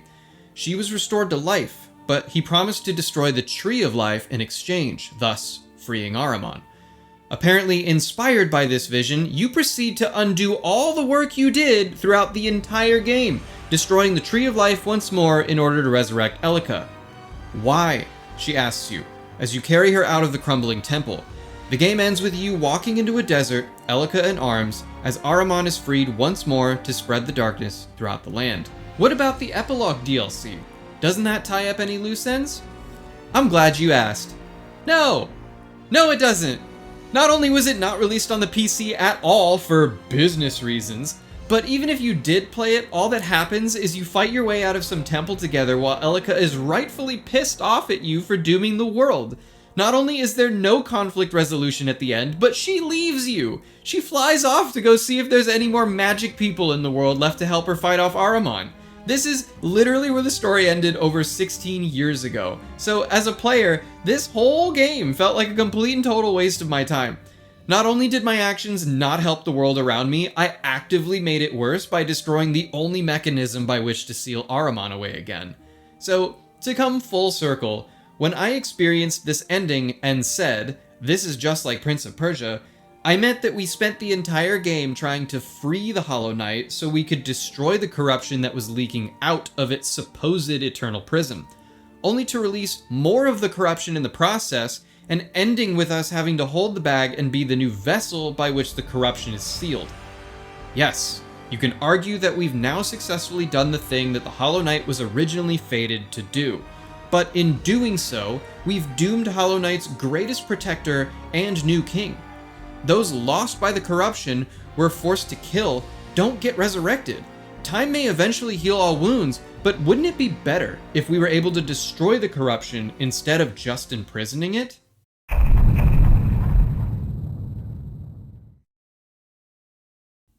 Since everything after this point is a victory lap for completion percentage, we're going to go down every untraveled pathway that I can see on my map.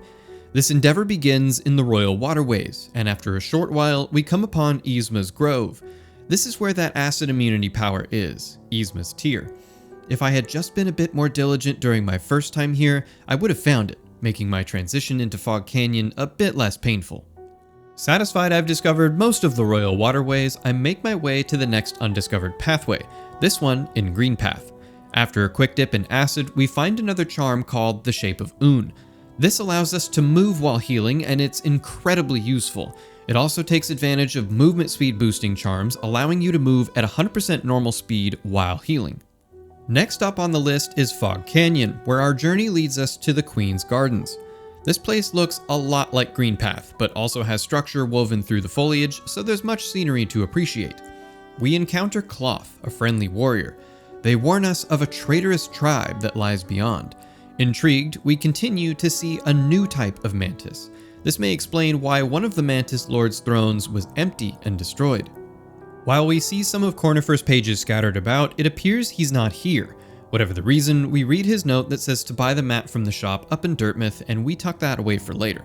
Navigating the spikes, collapsible platforms, and boomerang mantis thingies, we stumble upon a toll bench and happily pay for a spot of respite. This one even comes with a quaint little speaker that pipes in the same music from the tram. Further in the gardens, we find the corpse of a large bug that's clutching the love key, and I'm not quite sure I want to know what that goes to. Feeling lost without the map, I head back to Dirtmouth to buy it. We get the Cartographer achievement for collecting all the maps as Cornifer sleeps peacefully in his bed behind Iselda now. Rest up, big guy. You've earned it. Back in the Queen's Gardens, we locate the grave of the traitorous child. This is the grave that the Grey Mourner wanted us to take that delicate flower to. Honestly, that's quite the damn walk already, but if that wasn't enough, the hallway just to get into this room damaged me 3 times alone. Can you imagine getting all the way here just to step on a thorn at the very end? I'm mad just thinking about it. At the top of the 19th hour, we see a warrior's grave.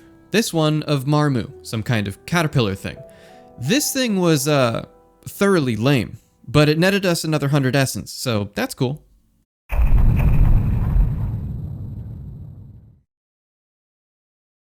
Just a stone's throw from the Marmu fight, we find a hidden pathway leading to a stag station within the Queen's Gardens, which was sorely needed. With this final station revealed to us, the stag tells us that he's remembered where the stag nest is, but he can only go there if we ask him to. It's a bit sad he's lost his free will, or was always this way as a servile creature. Curious, we ask him to take us to the nest. The nest is dark and empty. Corpses of his brethren litter the nest. They seem to have died, waiting for Fairs to call for them.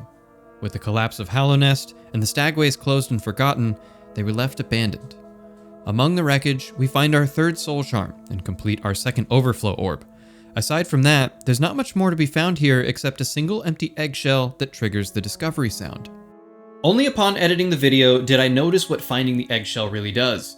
Instead of being dubbed the Last Stag, their name changes to Old Stag, and he mentions that he will hold on to hope that his kin is still alive somewhere. Unable to bring himself to abandon the stagways as long as you need him, he pledges to be your companion for as long as his body can hold.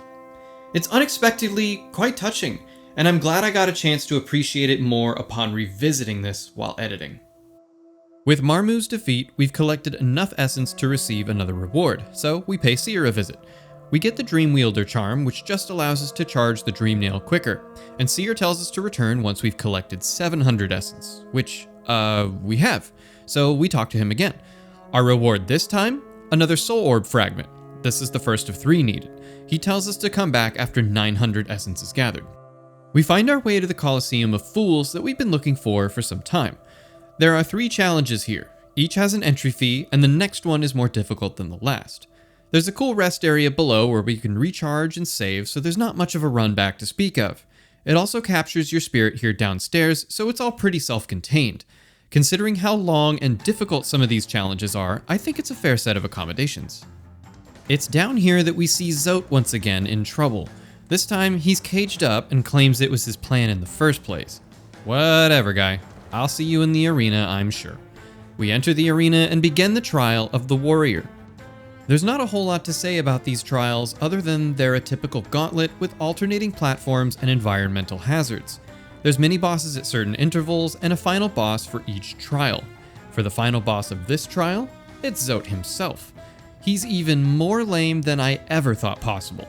One swing sends him careening towards the wall, which he bounces off of like one of those 50-cent rubber balls from the grocery store vending machines. So we bounce him several times between our nail and the wall until the game's decided he's had enough, and he gets stuck again as one of his horns roots him into the ground helplessly. We get a charm notch and a nice bag of Geo as a prize as we leave him grousing to himself on the floor of the arena. We pay the fee for the next trial, this one of the Conqueror, where we're promised a rare medal if we emerge victorious. Eager to earn another Pale Ore, we head inside for another matchup against Hallownest's fiercest warriors. This challenge featured more floor spikes than I would have wanted and a whole lot more flying enemies, but with enough grit and determination, we emerged on top again.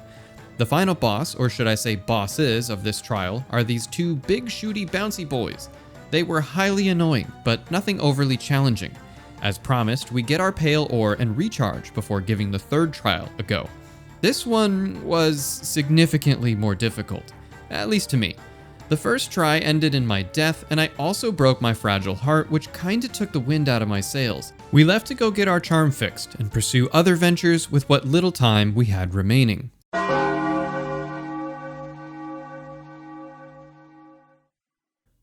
With our ever so fragile heart patched up after a visit to our old pal Leg Eater, we head out to jump off the top of the stag nest nestled in the peaks of Howling Cliffs. Poking around leads us to a new cavern that we hadn't seen the first time around. Smacking this weird stitched bug with the Dream Nail awakens an odd brazier in the next room. Eerie accordion music plays, and the cavern shakes as we light the flame, though there's nothing to explain exactly what just happened.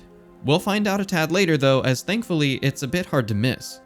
Now exploring a dark cavern, we find a blue butterfly flower grove hidden deep within.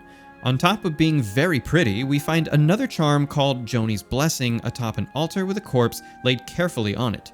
Their spirit shows up for a chat, and this is confirmed to be Joni themselves, the Blue Child. This charm is very unique. It grants more masks to you, but while using it, the knight can no longer use their soul to heal.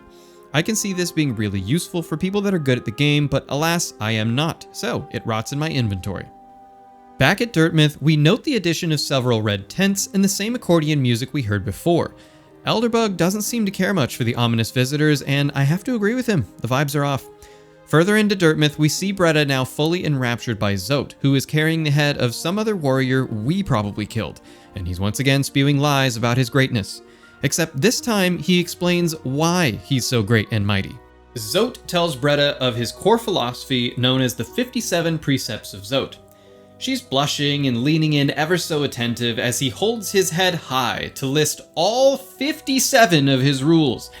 I was not truly expecting them to add in 57 dialogue entries for this throwaway encounter, but much to my surprise, they did. Normally, if this was in a game, I'd get to about 4 or 5 of these and then just kind of walk away, but with Zote being such an interestingly flawed character, and Bretta needing a hero to adore, it was truly charming, and I read every line. He tells the rule and then goes on to explain why it's a rule. If there was any question at this point whether he was sound of mind, the answer is a resounding no. Bretta is not only enraptured by him, she's replaced all of her cool knight fan art and plushies with Zote merch. She calls him the Grey Prince, and even built a statue to him beneath her chambers. If we use the Dream Nail on this statue, we're treated to a fun little boss encounter. One complete with Bretta on a Victorian lounging couch and several servant Zotes at her beck and call. The terrifying, beautiful, and powerful Grey Prince Zote fight is a surprisingly pretty challenging one, but despite his power, he's still not graceful or skilled. His awkward flailing of the sword and constant tripping are not what I was expecting, but all definitely within character for Zote. Like, this is what he would do with great power if he even had it. After more annoyance and frustration than I'd like to admit, we finally take down the clumsy oaf and shatter poor Bretta's dream. Up on the surface, we see the immediate effects of our actions, as the once blushing and enamored Bretta now wears an exasperated expression on her face at his constant blathering. Part of me feels bad, but another part of me feels good for snapping her out of her unhealthy obsession with a pathological liar. That out of the way, we can finally examine the red carnival tents that have appeared outside of Dirtmouth. The first tent contains a being known as Divine. They want our fragile heart charm, and since this is my biggest crutch at the moment, I immediately decline, thinking she'd probably make me buy it back or something. Turns out that suspicion is correct. She does make you buy it back for a boatload of souls, but then it's unbreakable at that point. In fact, she can upgrade all 3 fragile charms in this manner, but because I wasn't using a guide, I had no idea.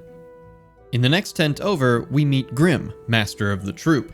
Apparently lighting that lantern was a summoning signal, and they want to do some kind of ritual or something. They give us a new charm that we're to wear and extinguish some flames that are scattered across Hallownest. Not feeling any rush to do their bidding, we set off and find an entrance to that beehive. We look all up and down the wall of this hive, trying to find different ways to break the thing open, until we find a broken wall located deep beneath the hive proper to find our entrance. Welcome to the hive. There's bees, honey, and this gross trypophobia-inducing creature. It's a cool little area with some welcome golds in the otherwise drab color palette of Hallownest.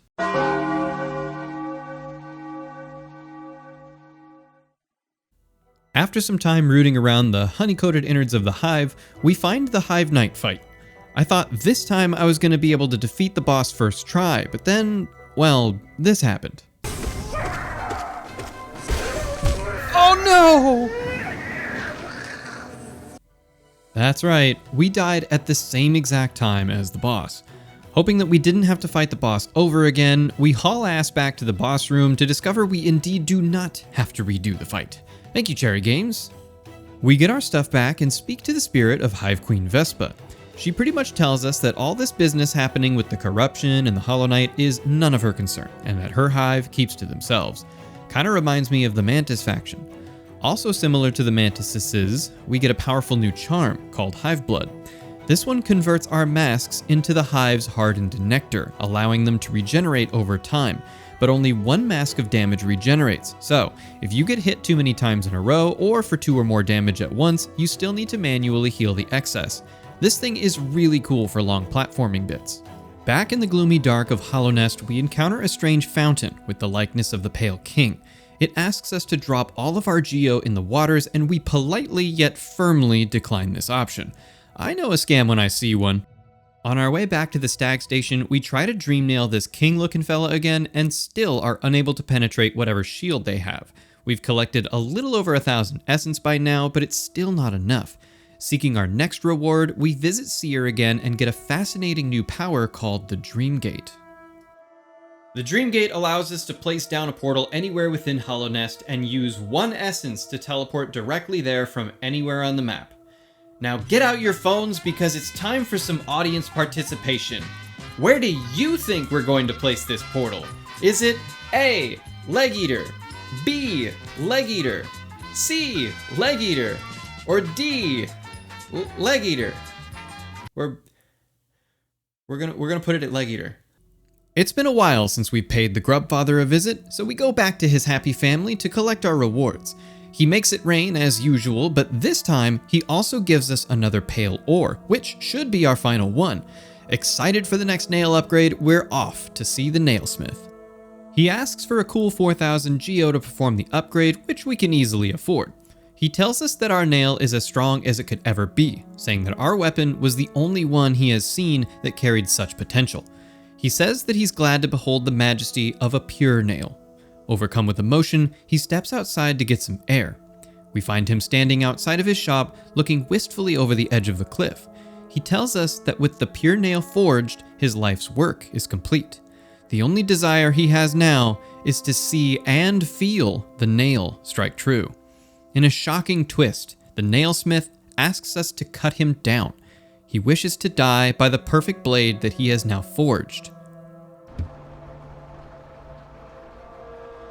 Wait, what?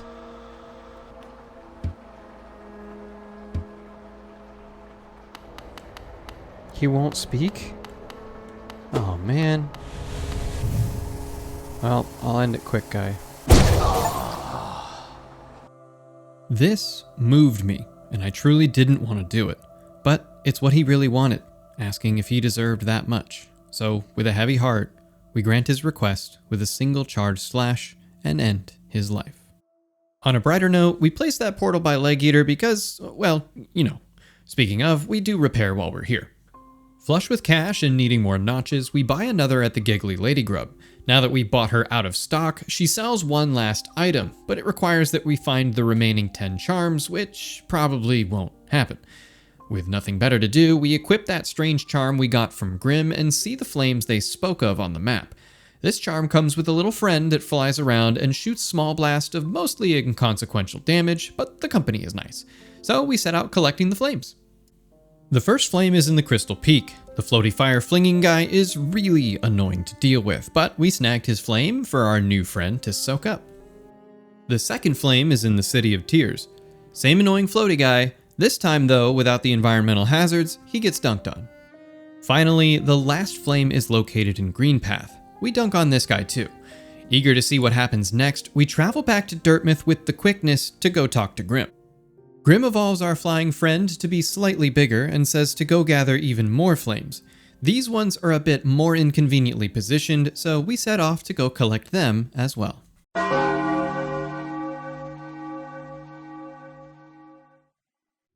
Just on the other side of the Colosseum of Fools lies a grotto with a strange creature that the sound mixer guys just completely forgot to adjust. Oh, Jesus. Why is that so much louder than the rest of any sound ever? This thing is an odd type of boss fight where it runs in a circuit around a circular boss room, dropping traps and coveting its precious glowy item. After Chase of Goose, we defeat the weird golem creature and pick up the final simple key in the game. Now we can unlock that strange casket in the dump beneath the waterways. Since we're here, we may as well give the final trial another go. After 12 minutes of straight fighting and a few close calls, we fight the God Tamer. Things go well at first, but I fell out of the groove, lost my cool, and died. But hey, at least we get to test out our new portal. For the low price of 1 essence, we get to teleport back to our old pal Leg Eater since we broke both of those charms. Something else I learned is that when you quit to the menu, your progress is saved even if you don't sit at a bench right before. but you always teleport to the bench you last rested at, meaning we can teleport to Leg Eater, repair our charms, then quit to the menu and restart to be right back at the Colosseum bench with our charms repaired and ready to go. But since the spirit of this challenge is to not abuse things like this, and I discover it so late in the playthrough, I don't use it much. As much as I want to try this fight again, I fully realize it took about 20 minutes to give it a proper go, and with the clock ticking down and more content on our plate, we put the Grim Troop charm back on and go looking for those flames once again. After collecting all the flames, we return back to Grim. They absorb our flying friend and challenge us to a boss battle. They're relatively easy, but their moves are pretty flashy and fun. After sharing center stage with them for a few acts in front of the audience, we emerge victorious. Ever the Showman, they explain that our dance has strengthened our flying friend once more, only they call it our child and it's a bit creepy. Grim also asks if we will continue the ritual even though, quote, "you surely see the path it illuminates for us," which I found hilarious because no, I do not see the path this illuminates for us. I get the flames and your stupid flying spawn thing gets stronger. Maybe I'm just dumb, but if this has a greater meaning, it was lost on me. Anyways, we get a charm notch for our troubles, so that's pretty cool. Determined to finish this to the end, we start with the first of the flames, back where we freed Hera. There, we see Broom, the accordion player of the troop who guards one of the flames we seek. Instead of a fight to obtain it, they just give it to us and tell us that here, in the deepest, darkest reaches of Hallownest, where Grim cannot see or hear us, they have a plan. A plan to end Grim's ritual and leave the dead kingdom of Hallownest to rest in peace. If we wish to put an end to the ritual, we're told to meet Broom where it all began, which, by my fish brain memory, is somewhere in the Howling Cliffs. But if we continue on with the ritual, as long as we do so without regret, Broom says they will bear us no hatred. We mull this over for some time while working to grab the other flames, but the next flame guy absolutely wipes the floor with us. Their attacks are different and they deal 2 masks of damage each, which catches me completely off guard. So much so that the flame guard defeats me a second time while trying to grab my souls. And a third time. And a fourth time. And a fifth time. But then on the 6th try, it just clicked. And he didn't hit me again, so at least I can say that I learned from this experience. Sure took me long enough.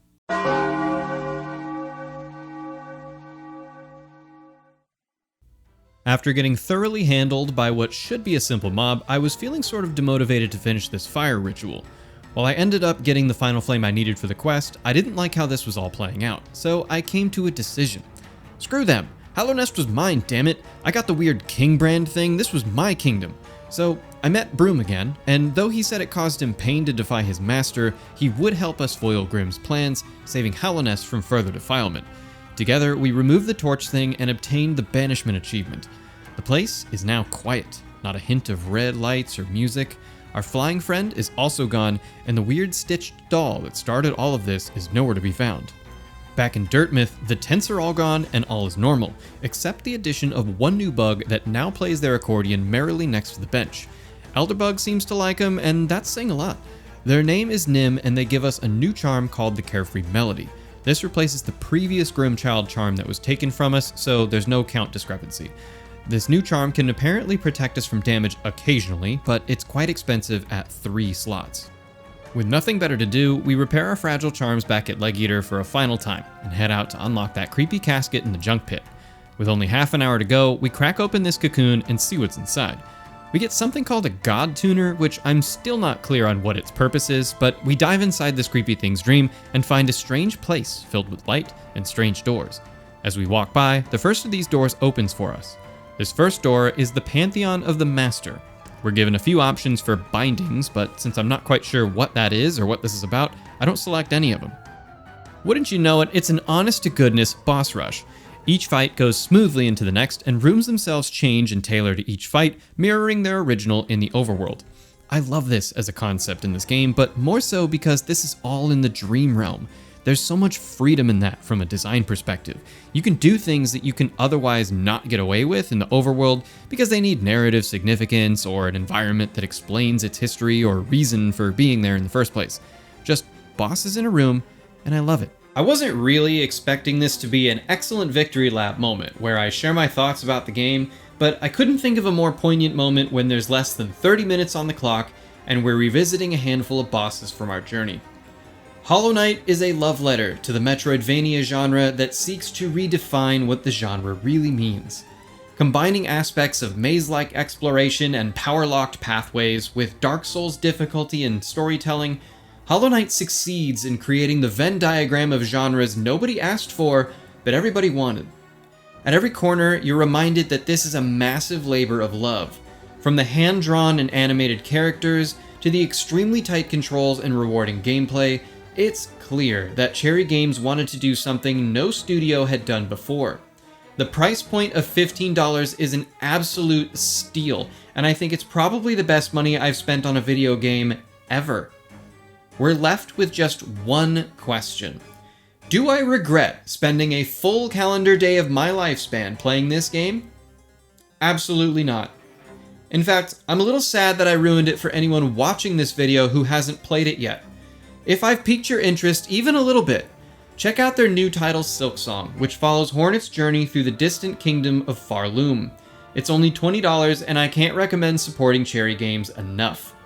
If an incredibly small indie studio can produce a masterpiece like this from only a few $1,000s of funding, imagine what they could do with more financial and community backing.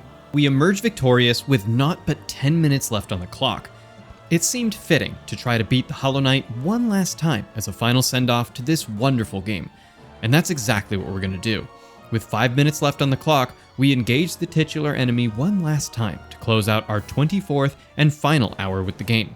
Our final game completion screen reads 85% complete at 23 hours, 54 minutes, and 47 seconds on the in-game timer. But wouldn't it be better if we were able to destroy the corruption instead of just imprisoning it?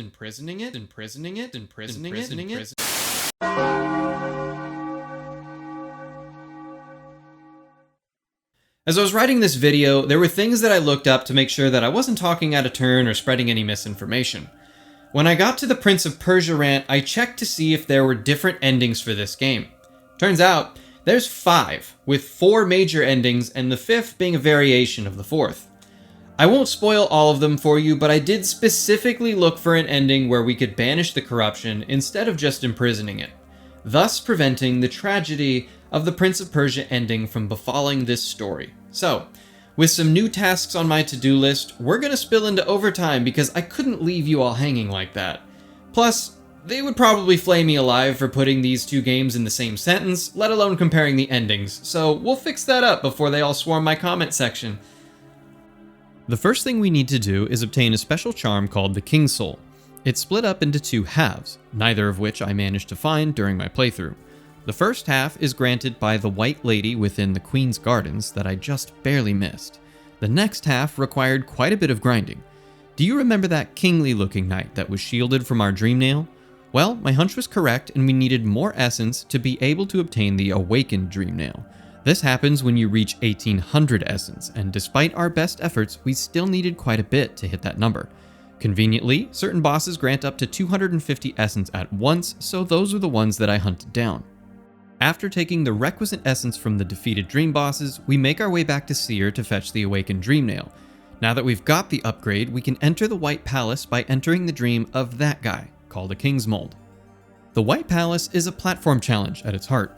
There are a couple fights that aren't really worth mentioning, but what is worth mentioning are the buzzsaws. This place is giving massive Super Meat Boy energy. If you're stuck on this section, I highly recommend using the Hive Blood charm and simply waiting for it to regen each time you fall short. This way you'll never run out of tries. I didn't record this footage also because I already have 24 hours of footage to rummage through for this video, and I wanted to do this part on the couch on my Steam Deck while I hung out with my wife, so, sorry. But here's Astaroth's footage that I borrowed for this part of the video. Thanks, Astaroth. After obtaining the final piece of the King's Soul, there's one other thing that we must do if we want that sweet, sweet ending we crave. We have to convert this into the Void Soul. If you're wearing the King's Soul when you return to the Abyss, a certain room opens up that allows you to traverse a short segment, and there, you'll find a pitch black egg.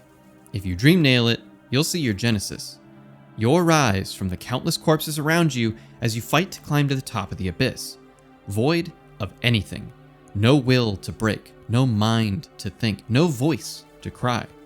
Born of God and void, you were bred to be the perfect vessel to seal the blinding light that plagues their dreams and causes the madness.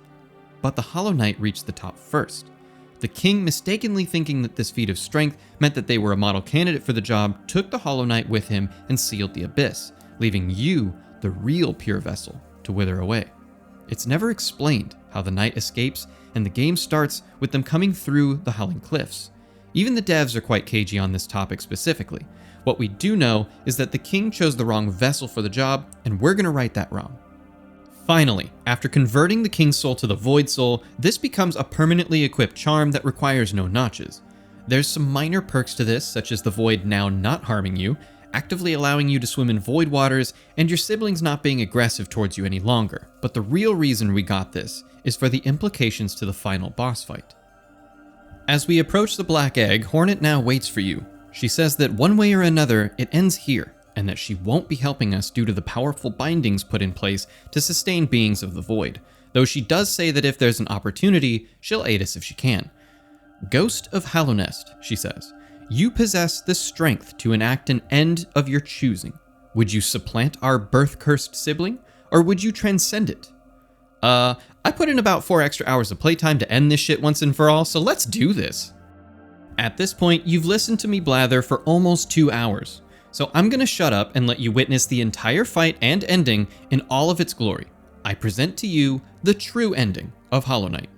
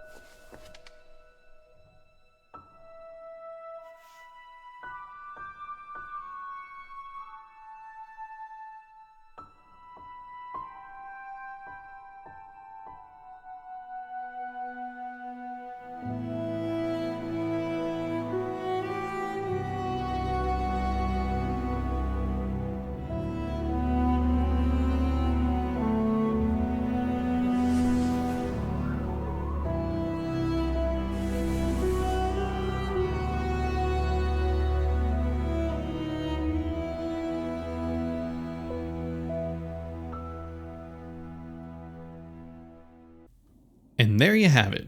With the overtime of 4 extra hours, we ended on 95 out of 112% completion and 28 total hours spent in Hallownest. It was worth every moment. If you made it all the way to the end of this video, I cannot thank you enough for coming along with me on this journey. I have never attempted long-form content like this before, and it took me a staggering amount of time and effort to put it together. The script alone is over 22,000 words. It would mean the world to me if you could give this video a like and share it with your friends on Discord and social media. Maybe consider subscribing if you like this video and want to see more. Someday, I'll make another. Someday. Until next time, peace.